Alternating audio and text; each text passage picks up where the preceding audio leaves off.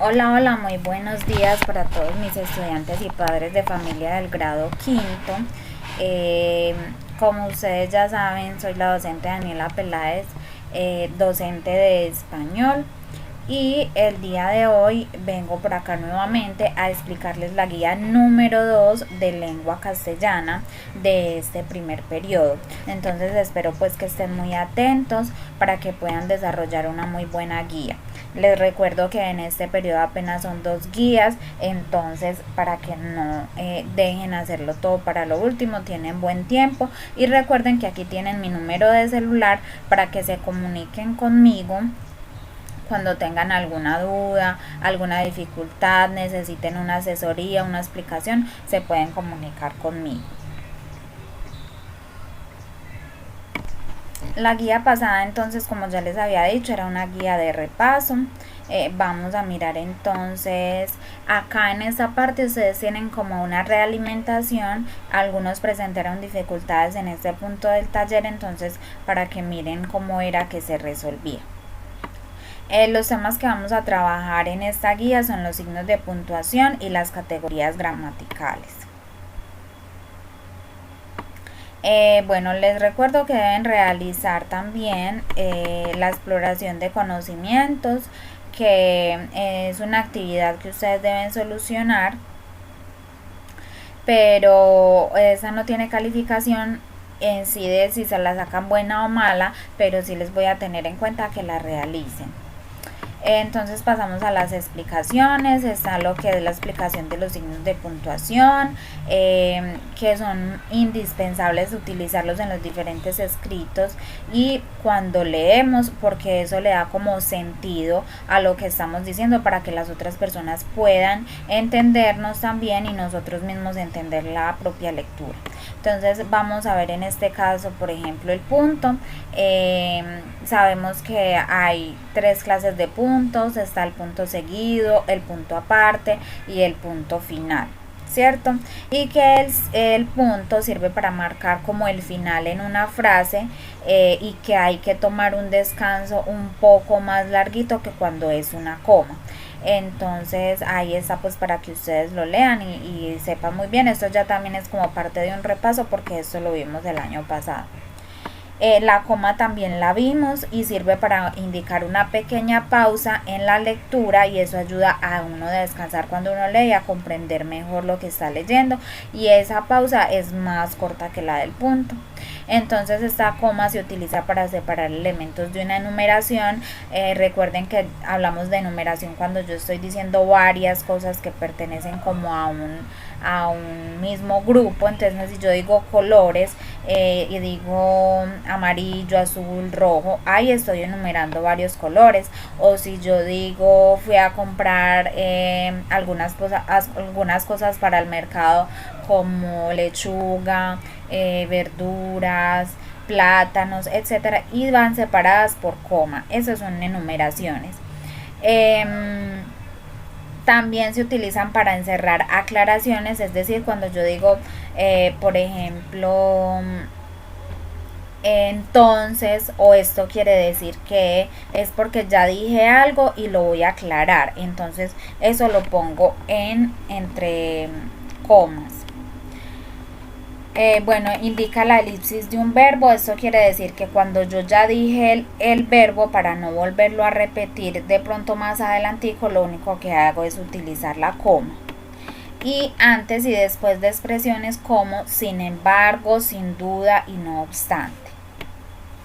Ahora entonces los 2 puntos los hemos trabajado mucho, aunque no hemos hablado directamente de ellos, y estos se utilizan para indicar lo que me sigue, que es consecuencia o conclusión de lo que tengo adelante. Entonces acá vemos, por ejemplo, que en los saludos de las cartas y después de las palabras expone, suplica, declara, etcétera, de los escritos oficiales. Entonces antes de empezar una enumeración, entonces si yo digo los colores son 2 puntos o las verduras son 2 puntos, antes de una cita textual, entonces yo voy a decir, por ejemplo, que Carlos dijo 2 puntos. ¿Qué fue lo que dijo Carlos? Porque lo voy a decir textualmente como él dijo.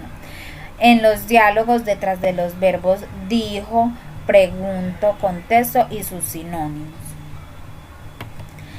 El otro signo de puntuación, vamos a trabajar los signos de exclamación y de interrogación, que esos también son muy utilizados en los textos escritos, pero casi no los hemos visto nosotros. Los signos de exclamación son también llamados signos de admiración y sirven para indicar, como su nombre lo dice, admiración, emoción, peligro, alegría, sorpresa, dolor. Entonces cuando yo digo felicitaciones, eso va entre signos de admiración. Cuando yo digo muchas gracias, cuando expreso algo como de manera eufórica.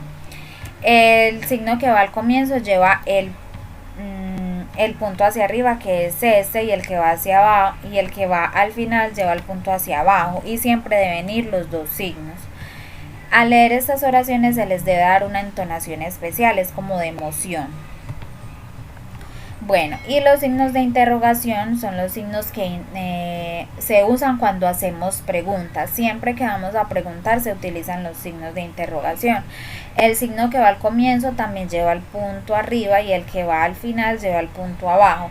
Y al leer estas oraciones también se les da una entonación especial. No es lo mismo yo decir, él está ahí, afirmándolo, que yo preguntar, él está ahí. Tengo que dar una entonación diferente para que sepan que es una pregunta. Este por el momento serían como los signos de puntuación que vamos a trabajar, y vamos a ver las categorías gramaticales. Estas también las vimos un poco más suave el año pasado y ya las vamos a ver un poco más a fondo. Entonces vamos a ver primero los sustantivos. Entonces recordemos que los sustantivos son esas palabras que nombran personas, animales, cosas, lugares, sentimientos. Y aquí tenemos algunos ejemplos como Andrés, Juan, perro, silla, Antioquia, Colombia, entre otros. Los sustantivos tienen género masculino o femenino y tienen número y pueden ser singular o plural. Entonces vamos a mirar un poquito más a fondo los sustantivos. Los sustantivos pueden ser masculinos o femeninos.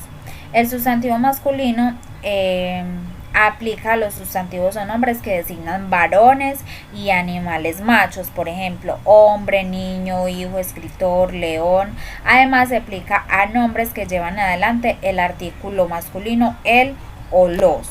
Entonces yo no puedo decir la niño o los niñas.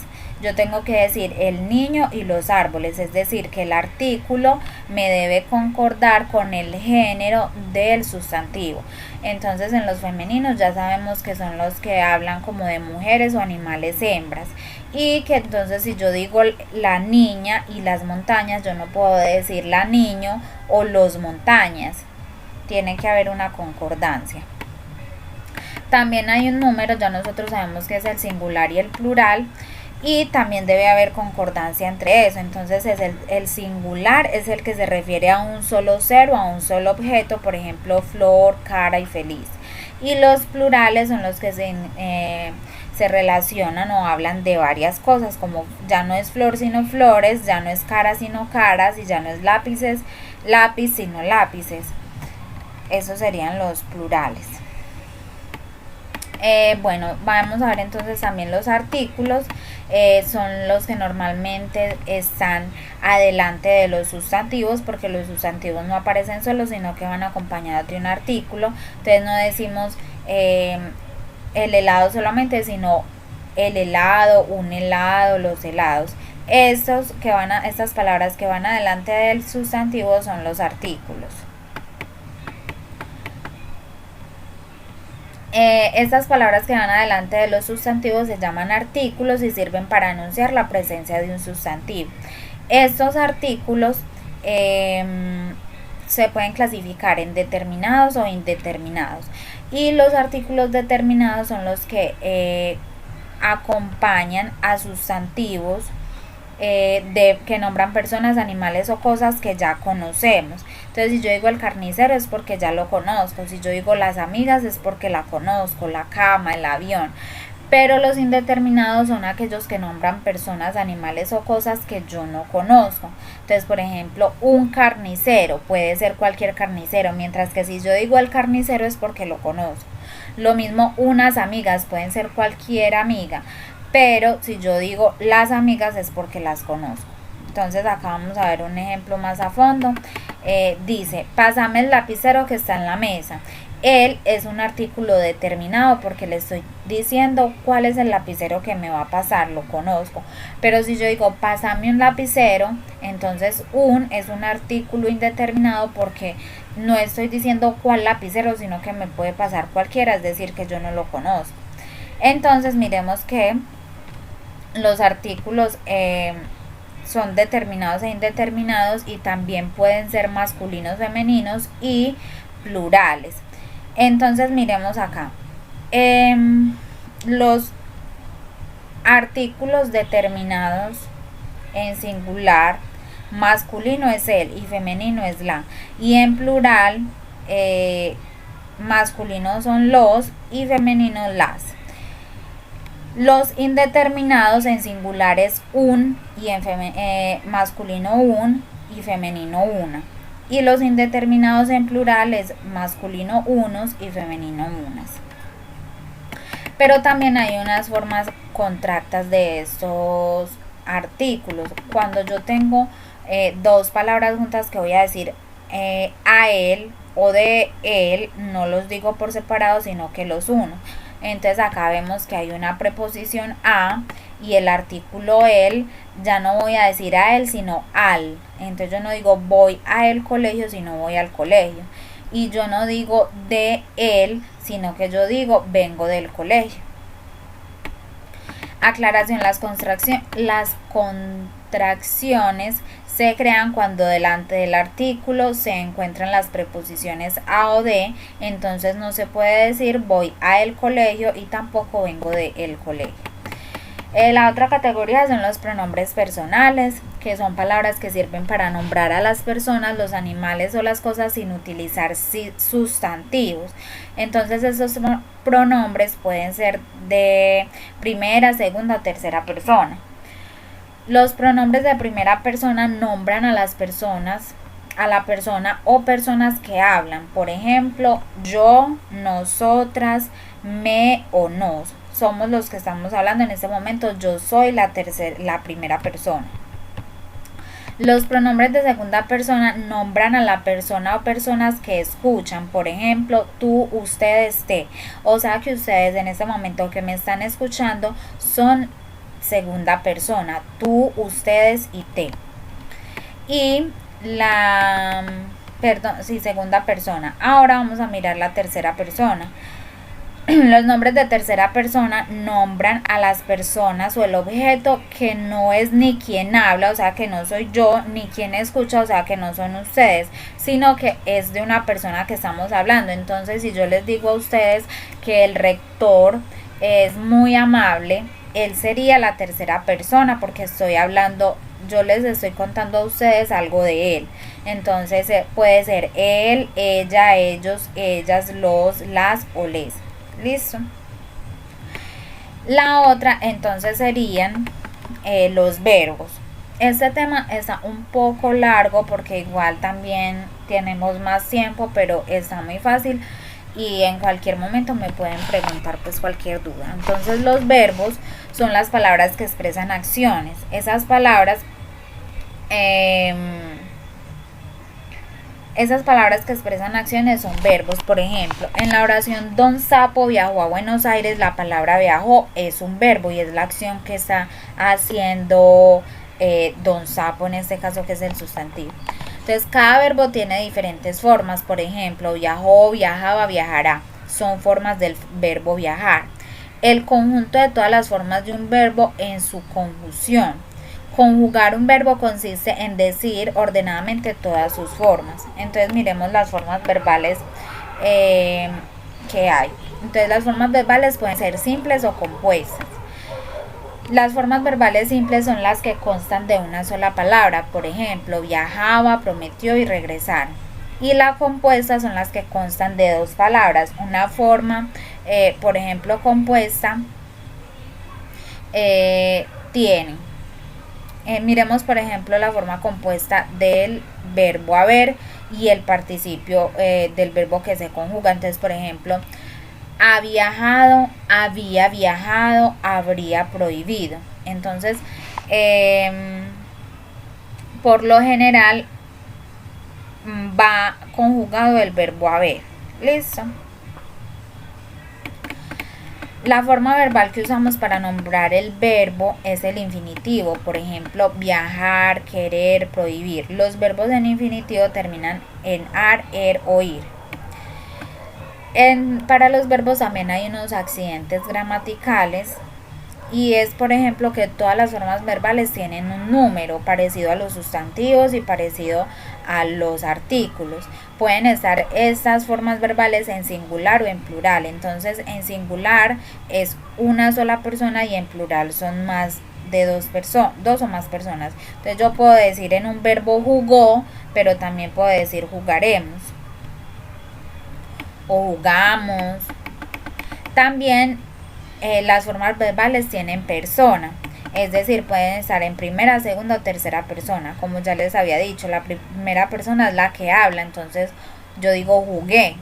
La segunda persona, a quien se habla, entonces jugaste, que eres tú o ustedes. Y la tercera persona es de quien se habla, entonces jugó, que puede ser él, ella, ellos. Las formas verbales tienen tiempo, entonces pueden estar en pasado o pretérito, que fue algo que ya pasó, en presente, que es ahora, y en futuro, que es después. Entonces, jugué ayer, juego ahora, jugaré mañana.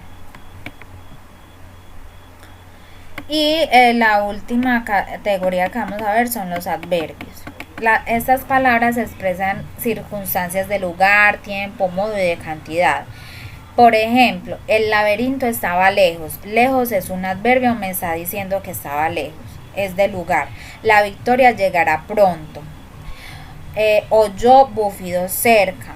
También son adverbios las palabras que sirven para afirmar, negar o expresar duda. Por ejemplo, sí entraré. No escucho eso. Quizás había notado su presencia. Los adverbios entonces son palabras invariables. Por tanto, no presentan variación de género, de número o de persona. Entonces, en esta categoría ya no vamos a ver el género, el número o la persona. Entonces, acá hay unas clases de adverbio y dan unos ejemplos. Entonces, un adverbio de lugar: aquí, ahí, allí, cerca. De tiempo: antes, ahora, luego. De modo: bien, mal, así. De cantidad: mucho, poco. De afirmación: sí, también. Negación: no, tampoco. De duda: quizás o acaso. Ya igual ustedes también en la casa lo leen pues con más calma, para que la puedan realizar. Luego entonces van a proceder a realizar las actividades. Recuerden que si tienen alguna duda, nuevamente se los digo, me preguntan, no se queden con la duda y no me entreguen actividades en blanco, breguen a realizar todo. Entonces, la primera, van a escribir la coma donde correspondan cada una de las siguientes oraciones. En estas oraciones faltan las comas, miran de acuerdo a las reglas donde van comas. Van a completar las oraciones utilizando la coma para separar las enumeraciones de las respuestas. Entonces, los símbolos patrios son: ¿cuáles son los símbolos patrios? Van a responder, y esos símbolos patrios los van a separar por comas, lo mismo con las otras oraciones. En el punto 3 dice: buscan revistas, periódico o imprime un texto corto y pégalo en el espacio indicado. Luego encierra con rojo los puntos seguidos, con azul los puntos aparte y con verde el punto final. O sea, está muy fácil. Cuarta, lee detenidamente el siguiente texto y coloca el punto donde corresponda. Entonces, en esta parte faltan algunos puntos en este texto y los van a colocar donde consideren que hacen falta. En el punto 5 dice: coloca los dos puntos en los siguientes textos donde sea necesario. Entonces, en cada una de estas oraciones van a mirar dónde es necesario colocar los dos puntos. En el punto 6 dice: escribe los signos de admiración o interrogación según consideres pertinente en las siguientes oraciones. Entonces, de acuerdo al uso, ustedes van a mirar si es una pregunta o si es una exclamación y van a poner los signos que consideren. ¿A qué hora hemos quedado? Entonces, por ejemplo, esto sería una pregunta. Entonces, acá debe ir un signo de pregunta y acá el otro. Y ya miran que van los otros. En la pregunta 7 dice escribe una pregunta para cada respuesta. Acá le están dando unas respuestas de respuesta a Diana González. ¿Qué debe preguntar usted para que le dieran esta respuesta? Y así mismo con cada una de las otras respuestas. En el punto 8 dice escribe los nombres de los sustantivos en singular y en plural como muestra el ejemplo. Entonces acá hay una bolsa, pero acá ya hay las bolsas, porque hay varias. Lo mismo van a hacer con estos otros dibujos. En el punto 9 dice escribe la forma femenina de estos sustantivos. Vas a tener el ejemplo. Entonces el escritor está en masculino. Ustedes van a escribir la forma femenina de escritor, que sería la escritora, y eso van a hacer con los otros sustantivos que están en masculino. En este punto 10 dice para pensar. Mucho cuidado que no es que me van a hacer dos oraciones diferentes, me van a hacer una sola oración, pero debe tener este requisito: un artículo determinado que sea masculino y plural y otro artículo indeterminado que sea femenino y singular. Luego dice acá, a cada uno de los siguientes artículos escríbele si es determinado o indeterminado, singular o plural y femenino o masculino. Guíate por el ejemplo. Entonces este artículo vemos que es determinado, además es singular y es femenino. Eso mismo van a hacer con estos otros. En el punto 12 dice clasifican los cuadros los pronombres personales de las siguientes oraciones según la persona a la que pertenecen. Entonces ustedes van a mirar en cada una de las oraciones, van a identificar el pronombre y lo van a escribir. Si el pronombre es de primera persona, lo escriben acá; si es segunda persona, acá; y si es tercera persona, acá. Todos los de estas oraciones los van a clasificar en estos tres cuadros. En el punto 13 dice cambia las palabras destacadas por un pronombre personal. Sara eligió estas zapatillas para ti. Entonces Sara, que es el sustantivo, porque pronombre personal lo podría yo cambiar, y vamos a escribir nuevamente toda la oración acá, pero con el pronombre personal. En el 14 dice escribe 5 verbos que expresen acciones que te gustan realizar. Por ejemplo, cantar. Usted va a escribir 5 que a usted le guste hacer, 5 acciones, 5 verbos. Y en el punto 15 dice escribe el tiempo, el número y el infinitivo de las siguientes formas verbales. Sigue el ejemplo. Entonces acá también les doy un ejemplo y dice responden. El tiempo es presente. El número está en plural porque dice responden. Y el infinitivo sería responder. A diseñas, va a mirar en qué tiempo está. Diseñas está en presente, en pasado o en futuro. Diseñas está en singular o en plural. Y cómo sería diseñas en infinitivo. Y el punto 16 dice subraya los adverbios de las siguientes oraciones. Entonces ya de acuerdo a la lista de adverbios que les di, van a subrayar solamente los adverbios que hay acá en cada una de estas oraciones. En el punto 17 dice sustituye las palabras destacadas por un adverbio. Entonces siempre se para en ese lugar, y yo lo cambié por siempre se para allí. Allí es el adverbio que me reemplaza en ese lugar. Y con estos que están en negrita van a hacer lo mismo, así como lo hice yo acá. Y ya eso es todo. Pues siempre está larguito el taller, pero si lo van haciendo con despacio lo pueden lograr, y está muy fácil. Y les recuerdo nuevamente que pueden preguntarme cualquier inquietud. Recuerden realizar las dificultades y las fortalezas y llenar la autoevaluación, y no olviden poner la nota que le dan acompañamiento a su papá o a su mamá o al primo o a quien les ayuda a realizar la guía. Entonces espero que hayan comprendido, y cualquier duda se pueden comunicar conmigo. Que tengan un feliz resto de día.